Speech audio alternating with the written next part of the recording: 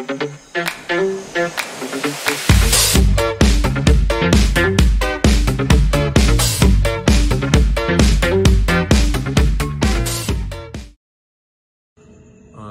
warahmatullahi wabarakatuh.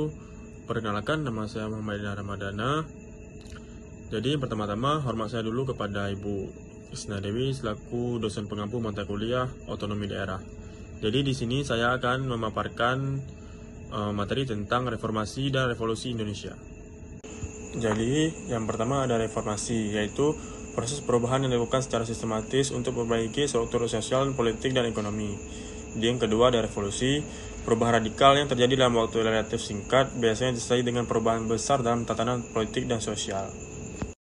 Jadi yang materi kedua itu tentang reformasi Indonesia pada tahun 1998, yaitu tentang latar belakangnya, krisis ekonomi Asia pada tahun 1997 sampai dengan 1998 yang berdampak pada Indonesia. Ketidakpuasan terhadap pemerintahan Orde Baru di bawah Presiden Soeharto. Penurunan kesejahteraan rakyat dan meningkatnya korupsi.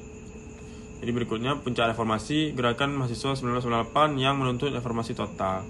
Turunnya Soeharto pada 21 Mei 1998. Yaitu berikutnya hasil reformasi politik, perubahan sistem politik dan pemilu yang lebih demokratis.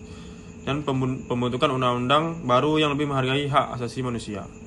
Jadi materi berikutnya itu tentang proses revolusi Indonesia pada tahun 1945 dan sampai dengan 1949. Latar belakangnya, penjajahan Belanda selama 350 tahun, pengaruh terhadap Perang Dunia II dan pendudukan Jepang di Indonesia, tuntutan kemerdekaan yang semakin kuat di kalangan rakyat.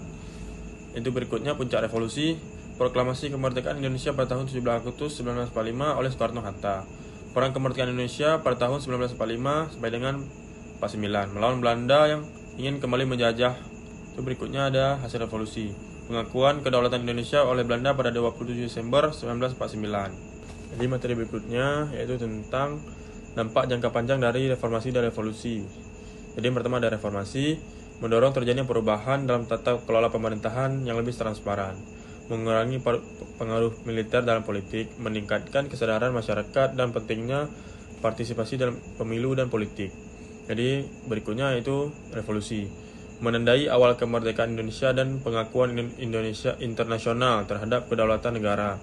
Pembentukan dasar negara Indonesia yang tercantum dalam Pancasila UUD 1945. Jadi yang terakhir ada kesimpulan. Reformasi dan revolusi Indonesia adalah dua proses penting yang telah terbentuk Indonesia seperti sekarang ini. Reformasi membawa Indonesia menuju demokrasi yang lebih baik, sementara revolusi memastikan kemerdekaan dan kedaulatan negara.